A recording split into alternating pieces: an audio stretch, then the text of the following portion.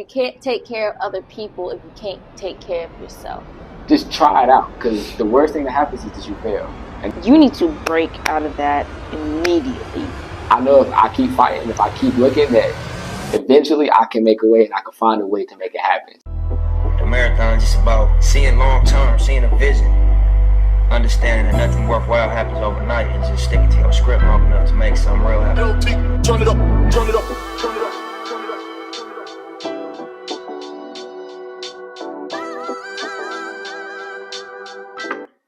What's up? Welcome back, or welcome for the first time to the GameTime podcast. If you're new to the GameTime world, we are a clothing brand, but we're more than just a brand. We're a community of people who are striving to become successful and achieve our goals. I am Miles Wilson, the CEO of GameTime, and today I have my co-host with me, Raven Lomax. Tell them about yourself. Like I said, I'm Raven. I'm kind of like Miles' second hand when it comes to GameTime. He's the mastermind behind everything, but I kind of just look at everything just to give him a second opinion on everything before stuff is launched out, and I'm an artist, so I have some things that I'm working on. I'm in my back pocket. I don't want to say too much, but hopefully soon we'll be seeing some great things. So yeah, getting in today's podcast. As you can see, the title of the podcast is "The Beauty in the Struggle," and what that really entitles is overcoming trials and tribulations. Because on this path, on this journey, I say path and journey a lot because it's a marathon. Shout out to Nips. On this marathon, we're going to face a whole lot of trials and tribulations. And shoot, we went through a whole bunch in the last 24 hours just getting this podcast set up. But I just want to give you some tips, some strategies, some ways to stay positive while you face those dark days while you're on your grind and in the lab trying to better yourself. So getting into segment one is embracing challenges. As I said earlier, challenges are going to come, period. There's going to be hardships, there's going to be failures. That is just a part of the journey, and that's what makes the journey so good to look back on once you make it. I know a lot of people they try to stray away from challenging things, and they fear going through that adversity. But if you know you want to be somewhere and you know you want to achieve something great, you have to be able to embrace those challenges and be willing to face those challenges head on, no matter how far they are, or no matter how hard they may be, or how crucial they look. Just being able to face them and conquer them. It's just something that you're going to have to do while you're on this journey. Do you have anything to say about how we can, adjust our mindset from straying away from challenges to embracing challenges? Well, actually, I do, because I feel like I've recently had to go through a lot of challenges and a lot of things that normally I would try to avoid, and I've tried to. I'm not gonna lie, some of the things I've dealt with recently, I did try to avoid, but some things that help me is like, well, I pray a lot. I pray a lot about a lot of things that happen. So, praying, asking God for help is always number one. But it's also like adapting that mindset of knowing that the challenges and the difficulties that you go through are nothing but learning opportunities to help you in the future. We learn from our past so that we are able to do the right thing or make better decisions in our future. So, knowing that this is only bettering you for the future is something that will really help you get through challenges and not look at them as something that should be avoided or something that is trying to hurt you. But at the end of the day, the only thing it'll do is help you. So that kind of that keeps us going into kind of like the next question is how to see the light when you're going through these challenges, because a lot of times the hardest challenges that we face and the hardest, I don't know, they playing skee ball across the room, so yes. Y'all can hear that. Sorry. We working on location. The hardest challenges we face are the challenges where we don't see the light. Because a lot of times we have a challenge and it's like we know we can see the light, so it kind of like motivates us to keep going there.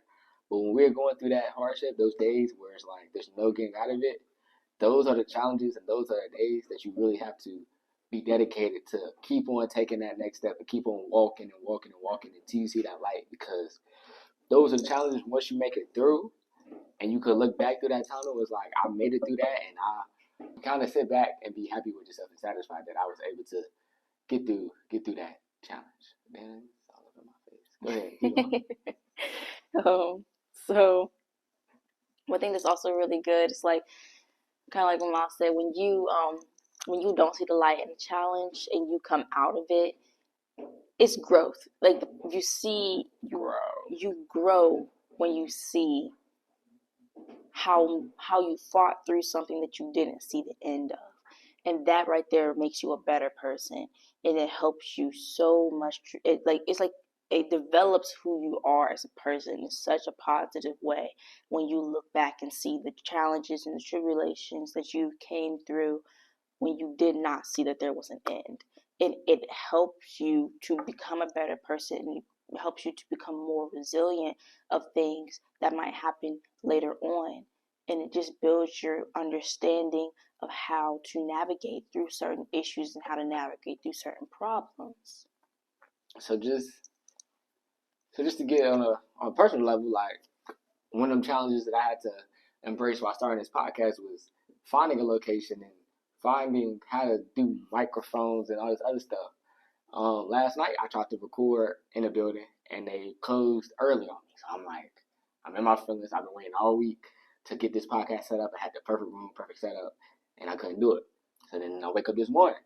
I'm gonna get there early, get this room and it's taken. So now I could have just gave up there. I could have packed all my stuff up, took my trial pan home, went to the dorm, and just did nothing for the rest of the day. But I knew I've been through so many battles. I've been through so much adversity that I know if I keep fighting, if I keep looking, that eventually I can make a way and I can find a way to make it happen. So I was able to go in some basement, find a room, set up. So that's just a personal I don't know, anecdote. I don't know how to word. Anecdote about how I've been able to embrace challenges and know if anytime I'm starting something new or anytime I want to create something, there's going to be a challenge I got to face. But I know that with my persistence, which is the next topic, and with my ability to keep going, that I can make a way even when it looks like there's no way. And so do you have any challenges that you're facing right now or any challenges that you faced in the past that you want to tell us about and kind of give the people what you did to get over it or what you're doing right now to achieve what you want to achieve? Okay, yeah. So, one thing I used to struggle with really bad was just putting myself out there, like, period. Um, I used to be really, really shy when I was a kid. And not that I'm not shy now, but I've definitely broken out of like that. Sure. Yeah, I've definitely broken out of my shell, and I'm a lot more outgoing than I used to be. Um, I, you know, Miles has definitely helped me with it too, but like the challenge I would face was just like I said, not putting myself out there. So I started putting myself in situations where I had to put myself out there, or Miles would put me in situations where I had to put myself out there against my will.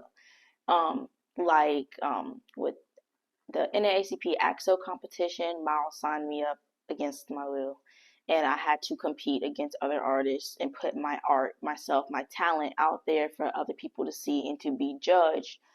And that's something I would not normally do, something I would not normally be comfortable with. But by doing that, it allowed me to not only allow me to break out of my shell and see that it's really not that bad. It also allowed other people to see the talent that I have, allow other people to see my art, and allowed me to feel better about what I can and cannot do.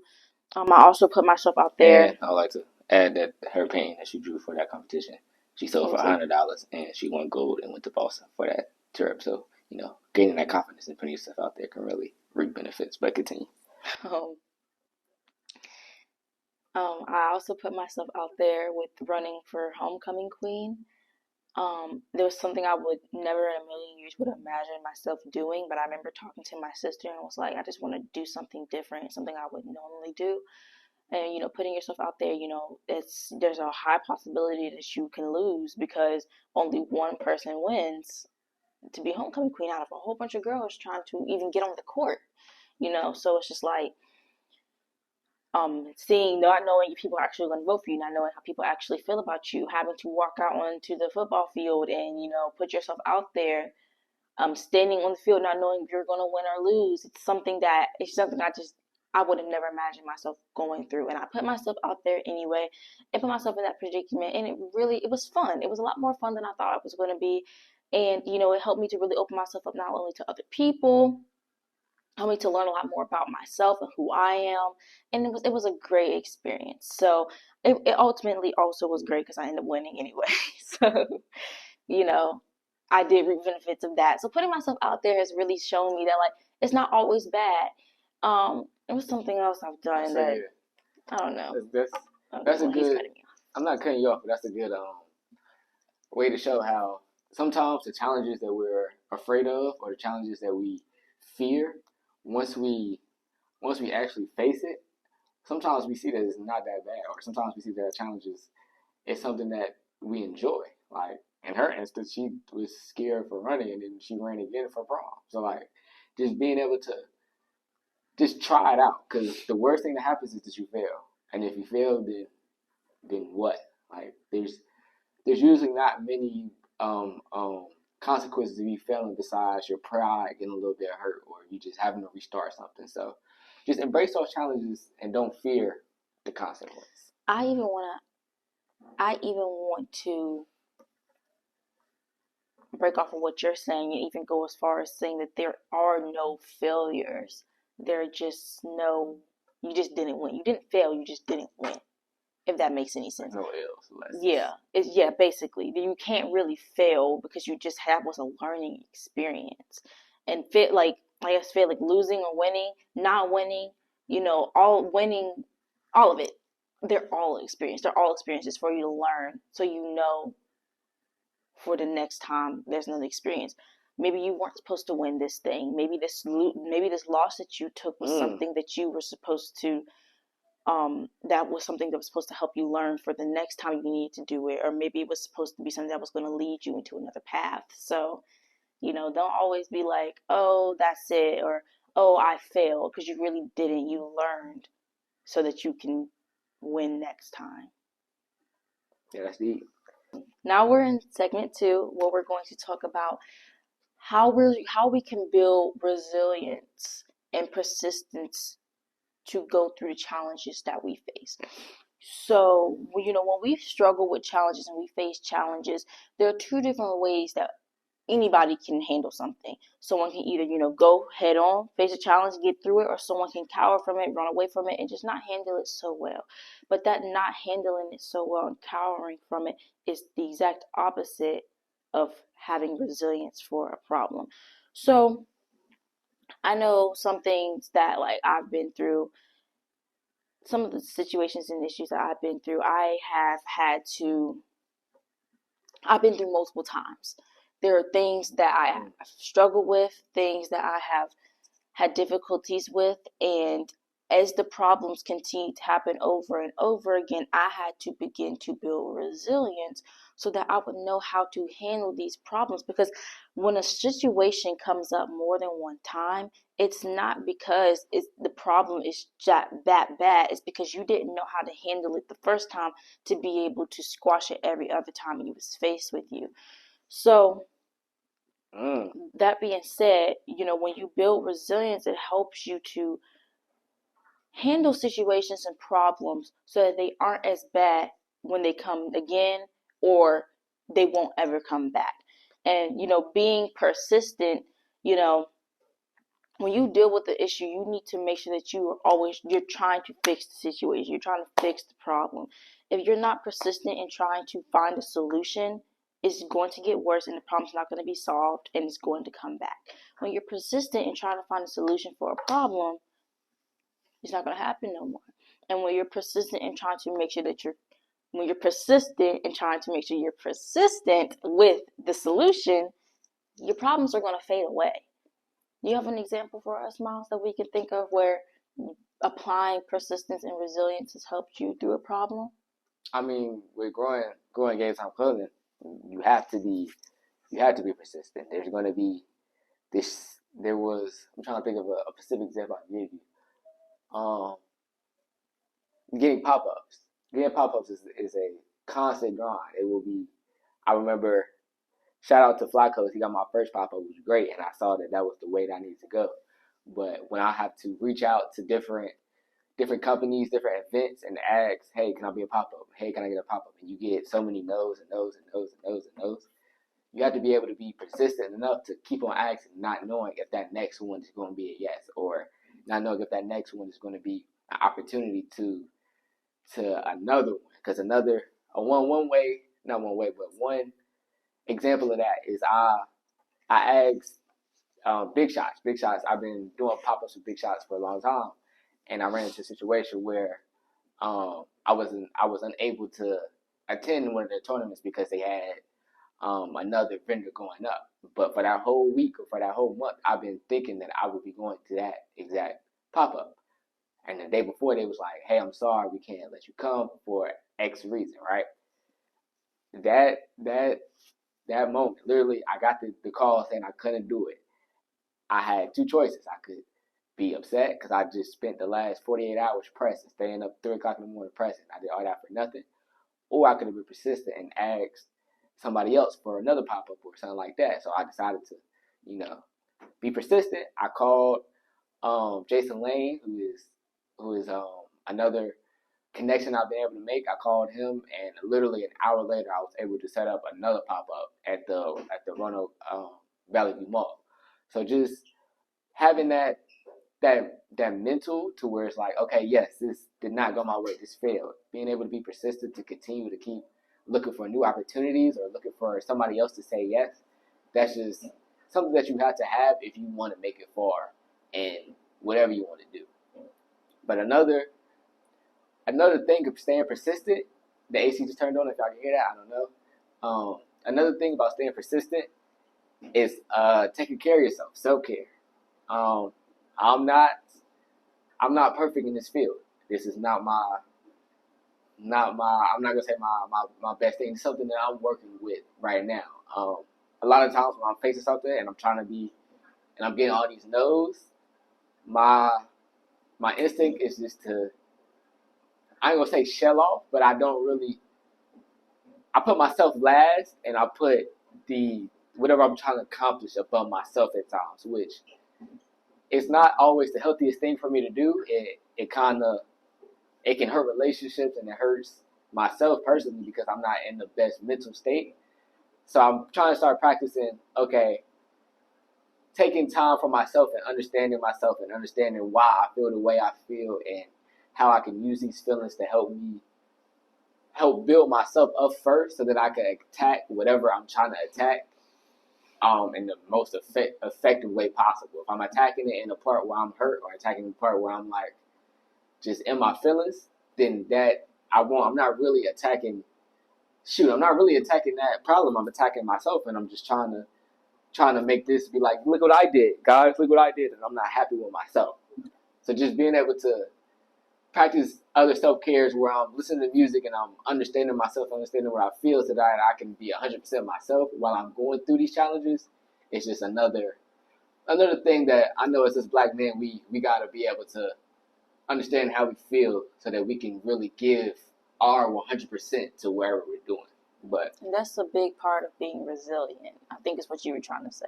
This is what I'm trying to say, yeah. Reverend, you can talk about self-care and all the feelings and stuff like that because, yeah, but so what do you think? Why do you think self-care is so important in being resilient? Well, everybody knows the saying where people are like, you can't take care of other people if you can't take care of yourself. And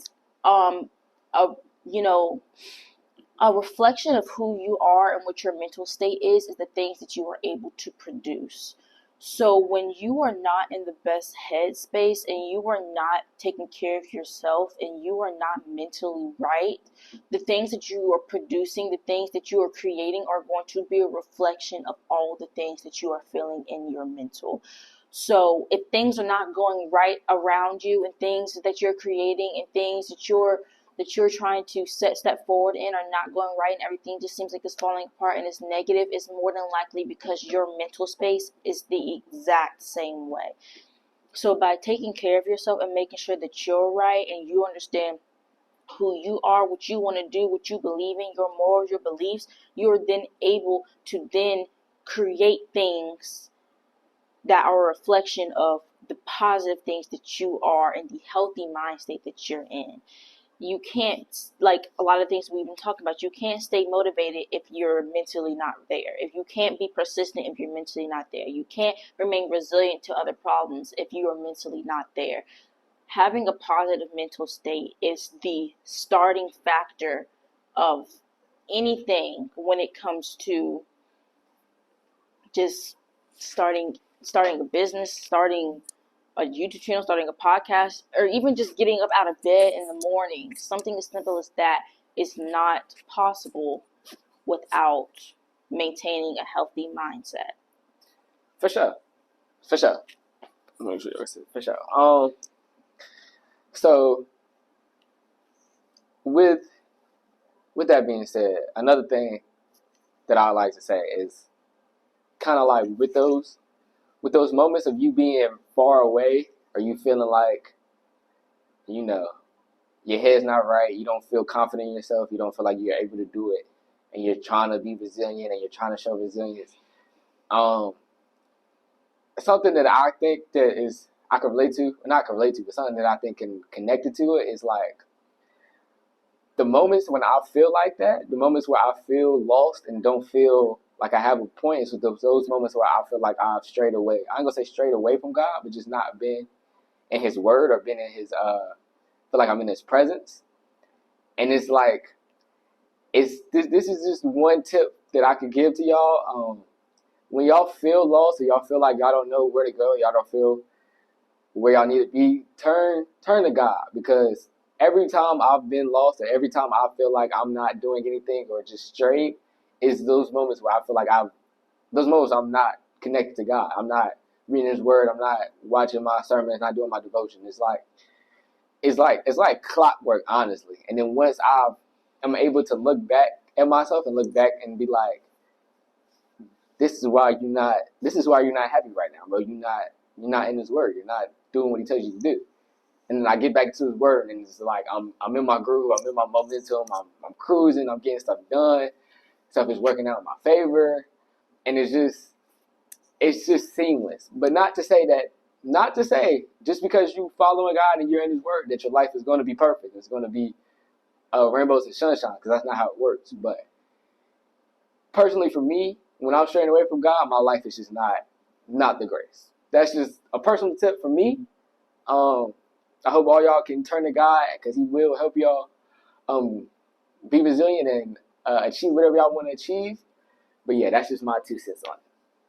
You want to say something too? Yeah, I do want to add on to that, saying I will say one thing I do feel though is that sometimes even when you are connected and you're doing everything you're supposed to do, things might not always seem like they're going the way they're supposed to go.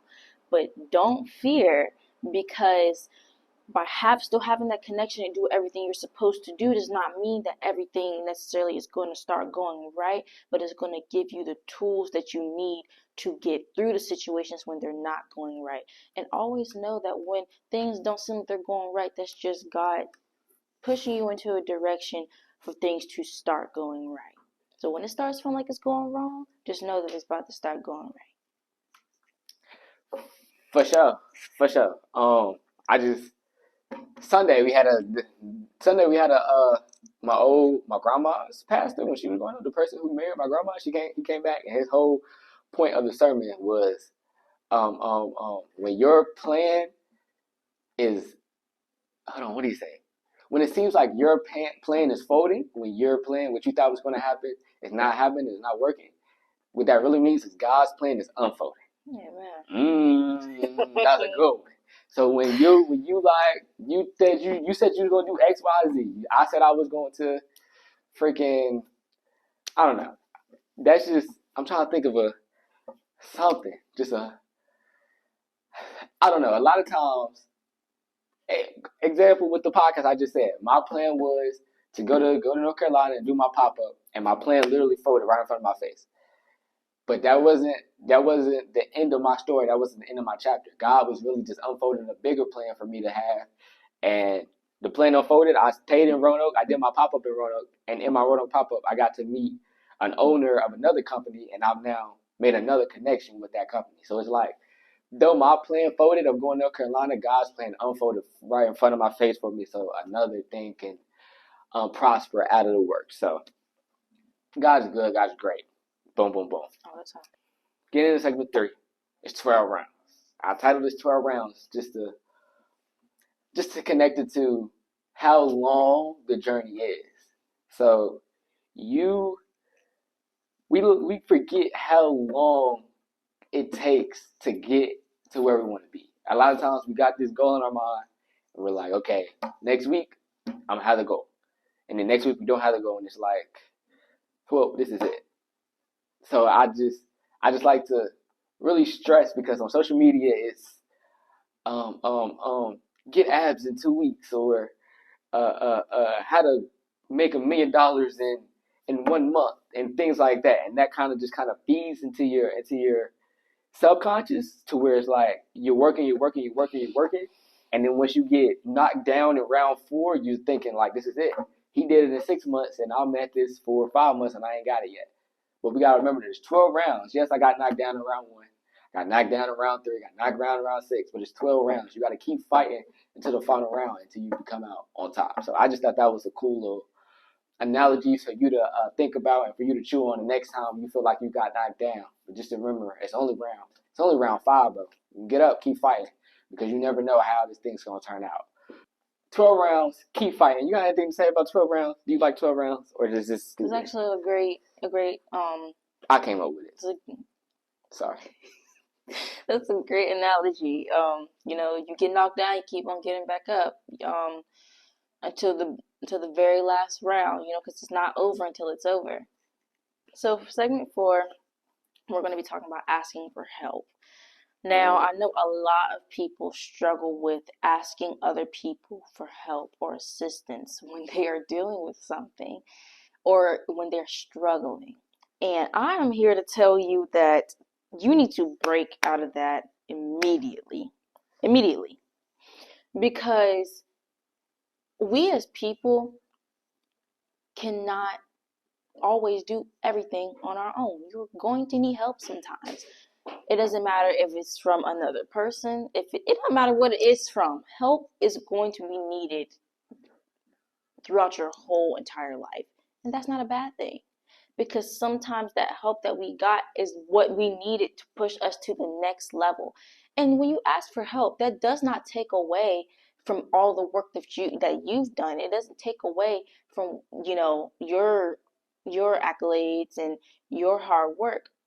But you're not always going to be able to do everything on your own. Even like sometimes you have to think about, like, when you pray and when you are asking God to help you through a situation, that is asking for help. In which some people don't do that either. Some people have a hard time, asking God to help them through things, and thinking that they can handle everything on their own, and you can't. It doesn't matter what it is. You're going to need help sometimes. And that's okay.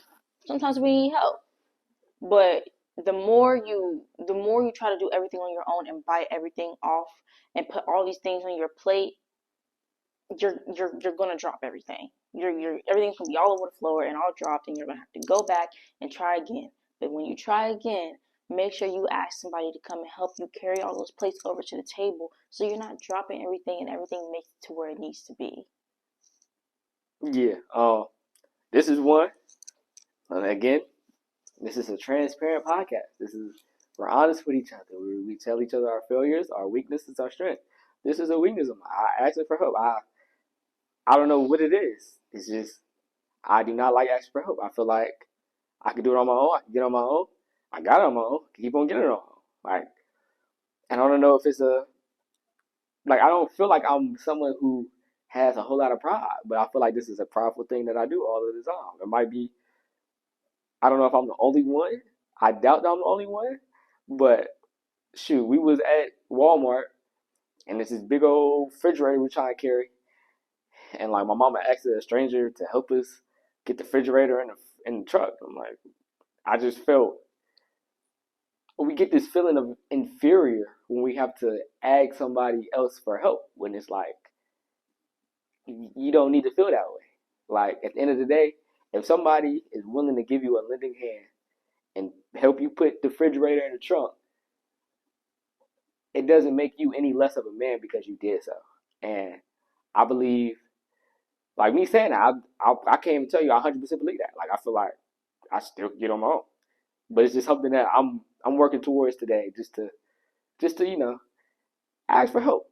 I can I can have somebody help me. It doesn't, like she said, it doesn't take away from my accomplishment that somebody else helped me get there.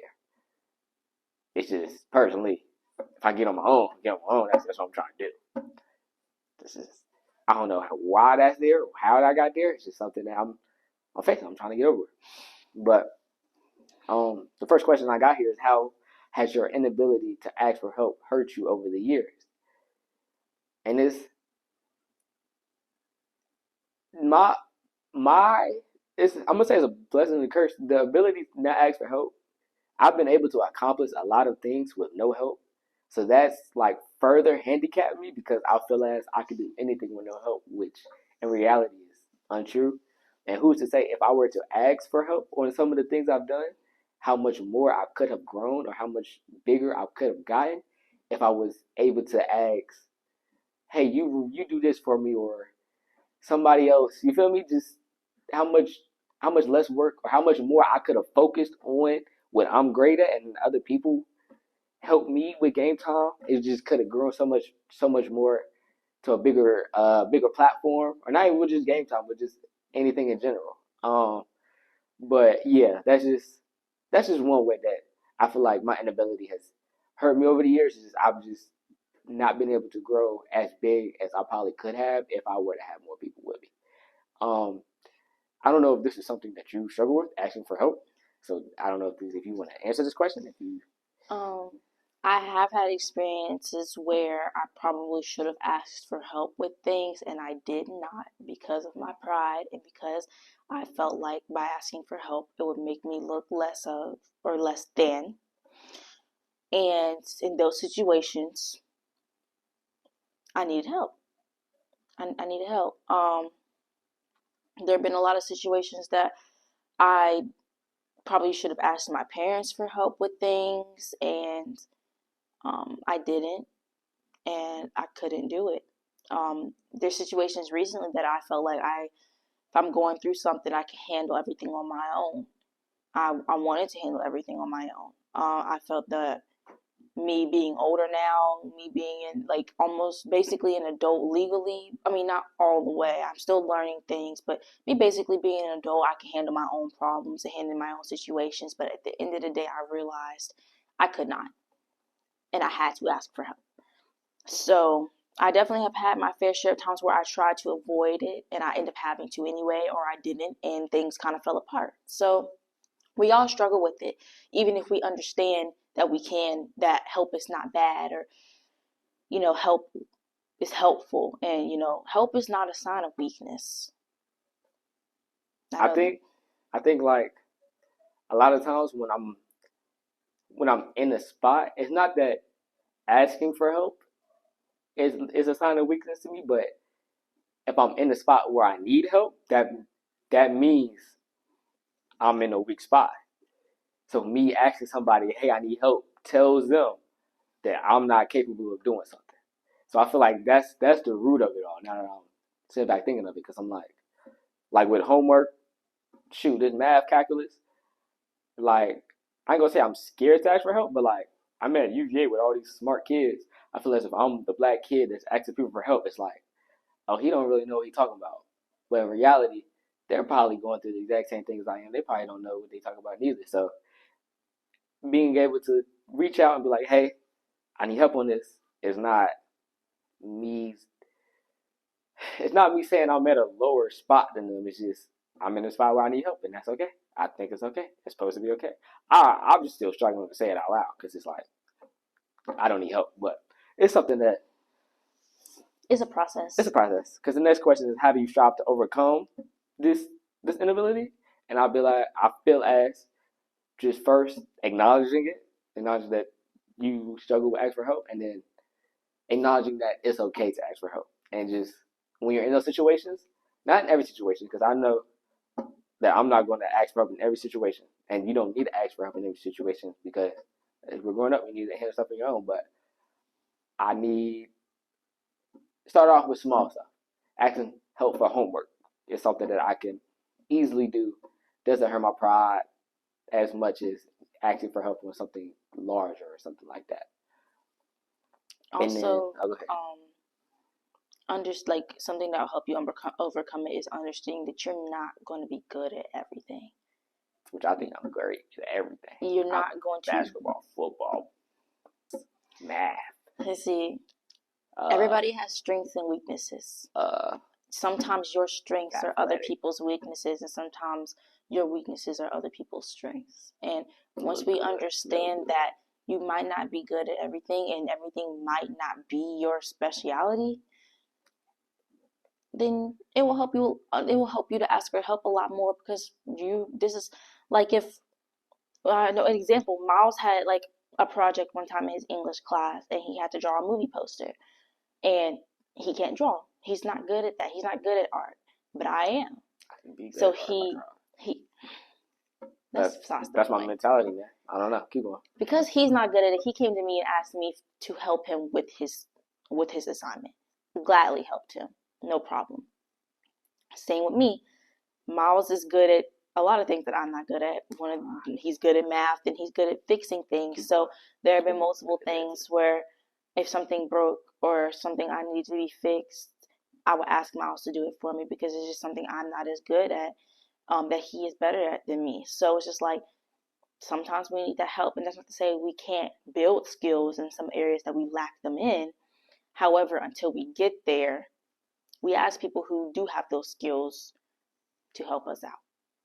Which leads us to the last question is, how do you find the right people to seek guidance from? You got to find those people who, I'm going to say first, for people who like have the hard time to ask for help, find the people that you're comfortable with to ask help from and, be vulnerable with, like, hey, I'm struggling with this. I need help on this. Finding those people.